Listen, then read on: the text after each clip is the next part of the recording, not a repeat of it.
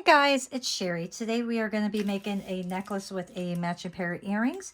And the first thing that you need is your white Primo clay and your translucent Primo clay. So we are going to be mixing this half and half.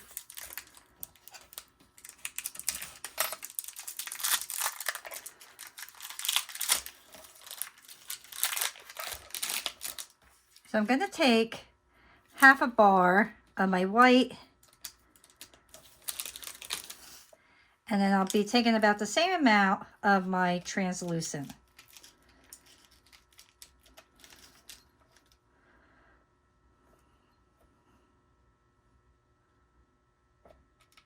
Maybe a little bit more.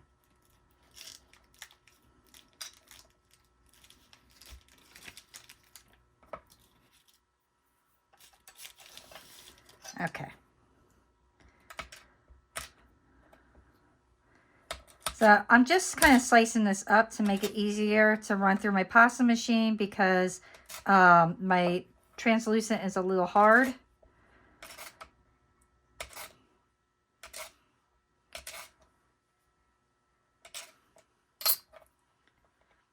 So I'll run this all through my pasta machine, get it nice and conditioned, and then blend it all together.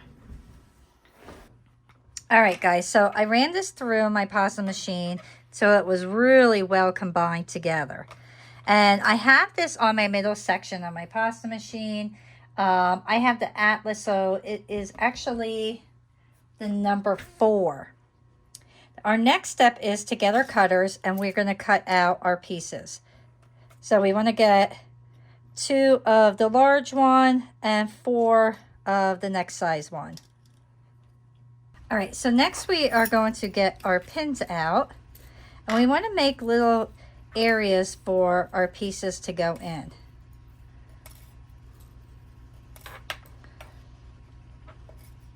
So lay your piece upside down, and then this is going to be where our wire will go through, so we want to kind of push that in. And then we're going to lay our other one on top, and we will line them all up and try to smooth it out the best that you can. I like to make sure that my sides are nice and blended. And take your time on this part because I feel like this part is really important to make sure that your pieces look really nice and professionally done.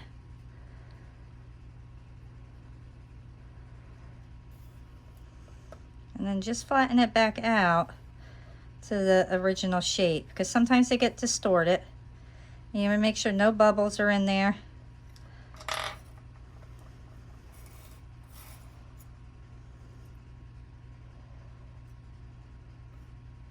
And I'm going to line this right up next to each other because I want to make sure that I have my pin even. So I'll mark that.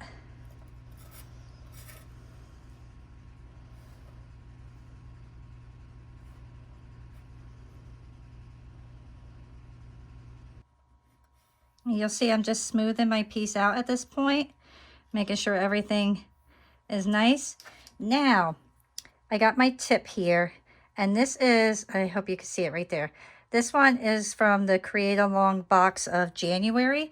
So what I'm going to do is I am just going to start pressing my design in here, and I'm going to do it all over.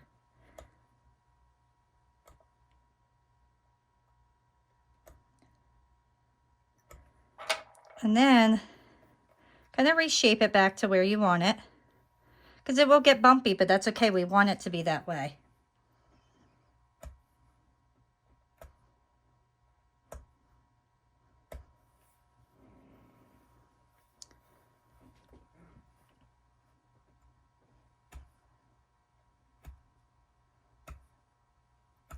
You can see I'm doing it all over, and none of them are the same. So that's what you want, just like that. Okay, so now put these off to the side for right now. And our next step is to get our scrap again that we just had the leftovers. And we're going to make tiny little beads. But we're going to roll this out because I want this to be a thin layer. And then we're going to cut out circles so all our beads are the same size. Okay, so I have my circle here. And I'm going to start punching my circles out.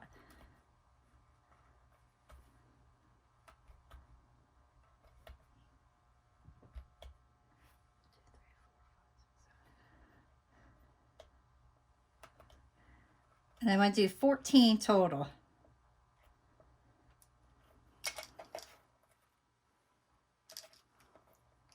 And we're just going to make our little beads.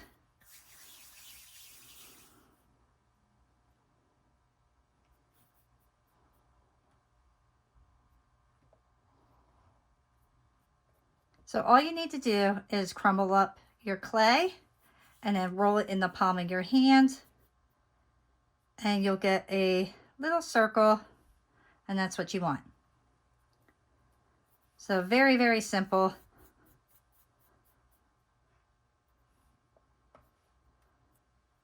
All right. Next, we're going to get our pins again. And you're going to want to make sure that you have your bead tray.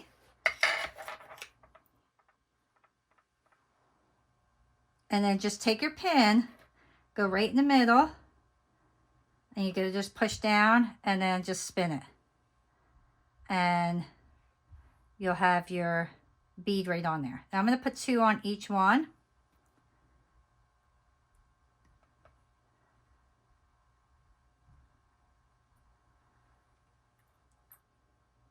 These are probably one of the easiest beads you can make because they're just so simple. And everything is the same size because you use the cutter. So it's little tricks like that that really help.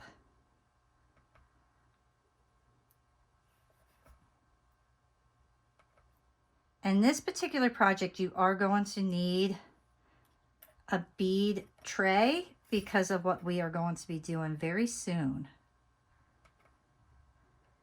So let me just finish this up. Okay, so my next step is going to be to make a noodle.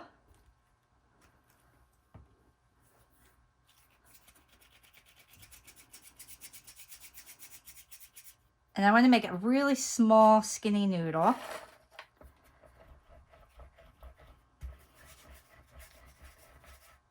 Get all this stuff out of the way here.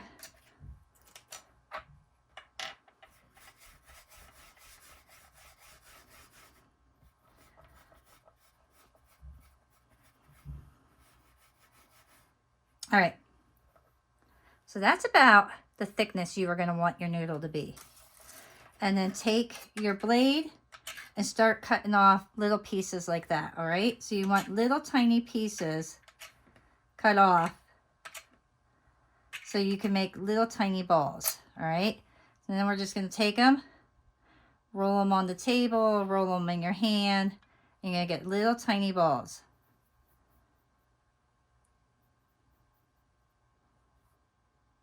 And we need a bunch of these. This is where the time-consuming part takes place, but the results are really cool, guys. So I would really recommend doing this part. You can leave them just the way they are, but personally, I absolutely love the way this is going to look like, or the way this ends up looking like.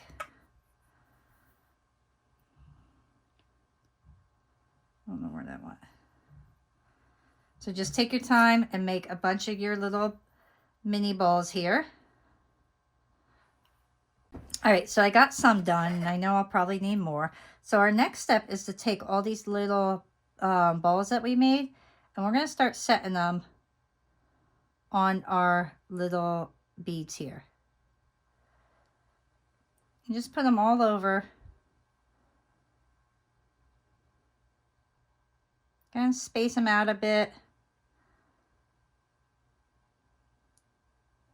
So you'll end up with a bead that looks like that. How cool is that?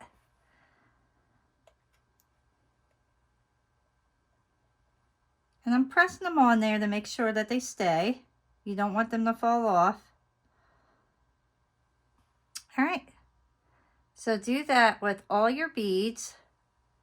And then we'll move on to the next step. You can see I'm just lightly making sure that they're pressed on there because I don't want them, but I'm not mushing it because I still want the beads to be popped out. So I'm just lightly pressing, making sure the little dots are not going to fall off. So you want to do that with each one. All right, guys, so I have all my beads done. I made sure that everything was pressed on nicely. And now my next step is I am going to put everything in my oven, 275 for 25 minutes, and then we'll come back, let everything cool off, and then we're going to do the next step. My pieces are out of the oven now. I did end up making 4 more of my beads because I forgot that I wanted to do earrings. So we have a total of 18 of them. And what I also did was I took the pins out of the pendant area, and I ended up just putting my little eyelet hooks in here. And the reason I did that was because I don't want my holes getting covered in with the liquid clay that we will be doing next. Grab a container and some of your translucent liquid Sculpey clay. And then put some in your little container here. Next, I have my green alcohol ink. All right. So I'll start out with 3 drops, and then I will stir it. And I want to get a nice color here.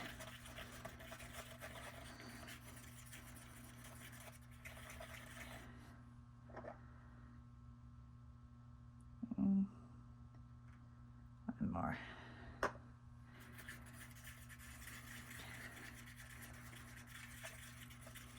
And you could do this any color that you want.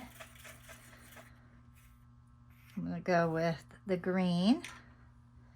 Alrighty, so then we're going to get our paintbrush. And first, okay, let me see here. Okay. Alright, so first we're going to lay our pieces down on the mat that we will be baking them on. And then we're going to just brush this on.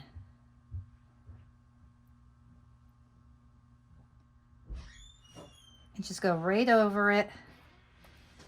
And you don't have to put this on too thick. We just want a nice thin layer on here. Because if you put it on too thick, it'll kind of, you see how right now we can see all the detail in there? If you put it on too thick, you won't be able to see all that nice detail. So I am going to go a little bit over my edge just to get the color there.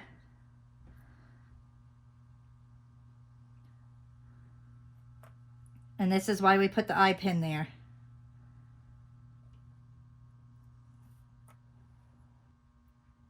And I want to make sure to get into all my little crevices. So those little marks from the stamp, I want to make sure they all show up.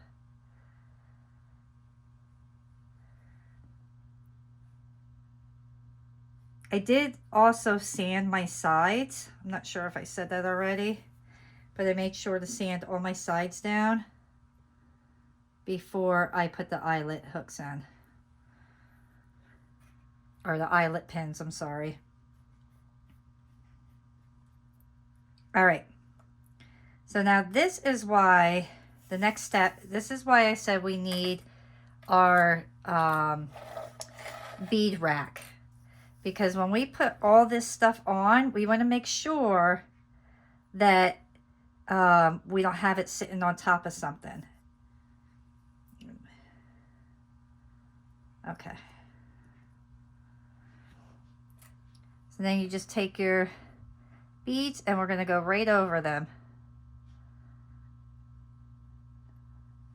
And just cover up the whole thing.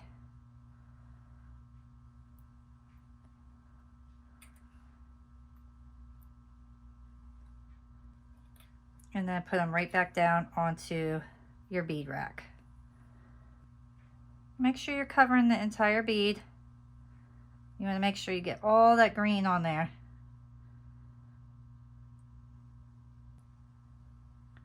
So finish up all your beads, and then when you're done, put this back in the oven at 275 for a half hour, and then we'll return.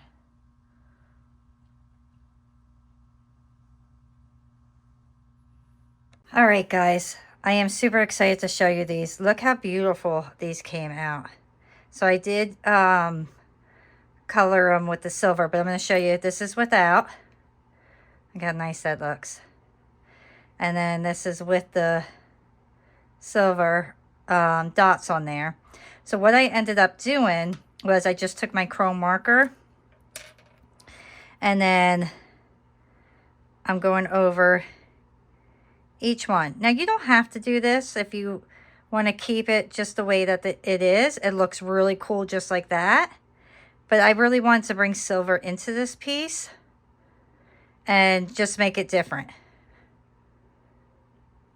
So as I'm doing the marker, you can see I'm keeping it on the pin because it just makes it easier to hold, and then you could just put it right back up to completely dry, and you don't have to worry about destroying anything or putting fingerprints on anything, smudging it, you know, anything like that. It's just much easier to keep them on the pin until you're completely done, and then they're dry. All right, so let that one dry. And then I went around all the sides and did the back completely in the silver as well. But I want to bring something to the front to kind of make it all go together. So I have my tiny tip one here, and I'm not going to trace out all of it, but I am going to put silver a little bit through it. So I'm just going to, well, let me get this, let me pump this. Here we go. So I want to make sure I could get the paint to come down. I want it nice and flowing.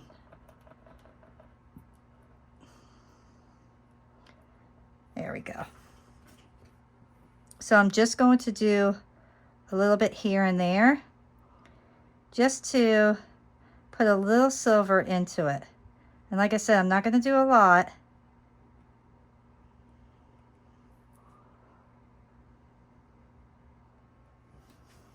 All right, so now I'm going to let that 100% dry, and then we'll start assembling everything.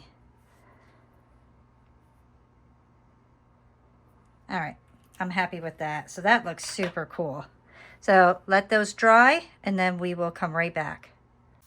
All right, guys, so now it's time to take these off. And the best way to do it is have a pair of pliers and then slide them off, because the liquid clay gets on the needles, and you have to be real careful when you're pulling them off so you don't get stabbed. So the best way is just using a pair of pliers and then pulling them off that way.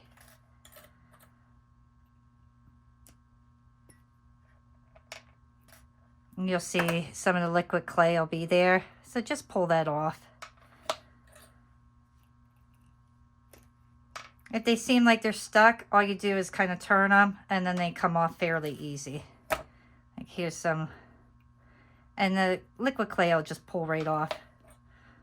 So remember, we're putting 4 of these total off to the side for earrings,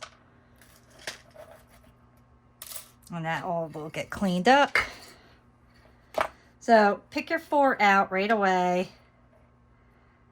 that you want for your earrings, and I'm going to look for ones that are similar in color, because some of them, you know, go a little bit darker, some are lighter. Those 2 and these 2. That'll be for my earrings. And I got these little beads. This is from an old piece of jewelry that I had. So I like to recycle a lot of my old jewelry. So that's what that's from. So get little beads if you want to add beads to them. And then I have my spacers here. So I'm going to use these particular spacers today.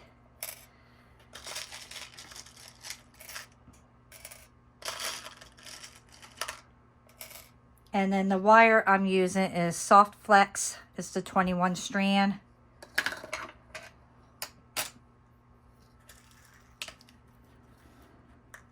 So now you just start beading it the way that you want it. And I'm going to fast forward this, and I'll stop if there's I'll slow it down if there's anything important for you guys to know about. But for the most part, you're just going to bead it the way that you want to bead it.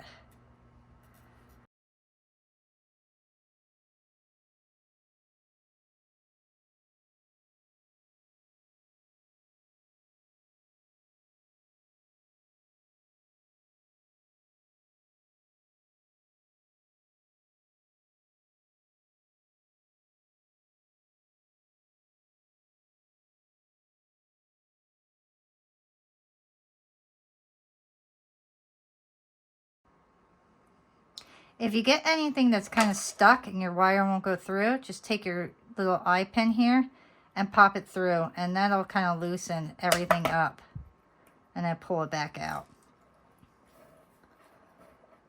Because sometimes the liquid clay will kind of get stuck there.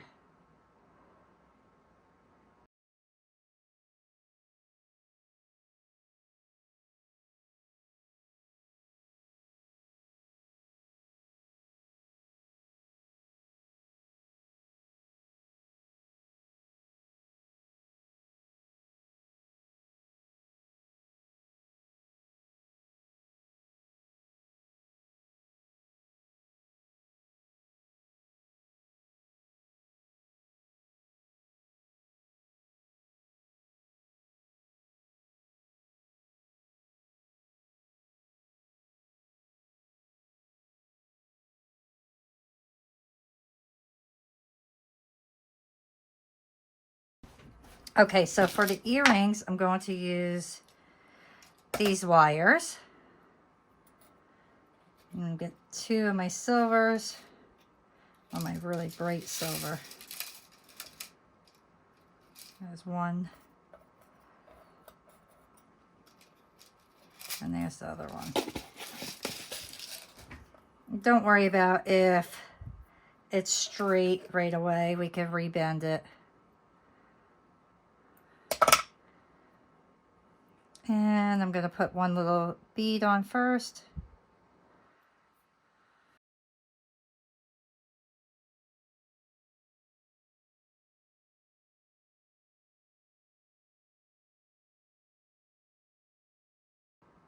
That's about how much I need on there. And I'll take my round pliers and I will turn them until you get a little hoop.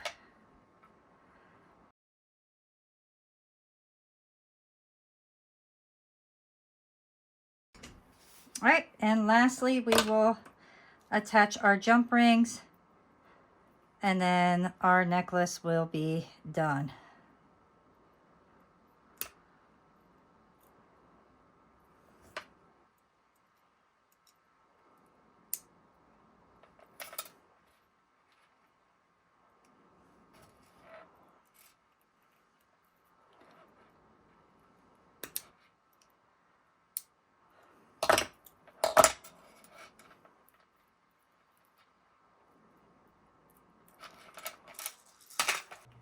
All right, guys, so here it is. The last thing I ended up doing, which I did not do on camera, was I put my gloss glaze on. And the reason I didn't do it on camera was because I had to hang it up to do it.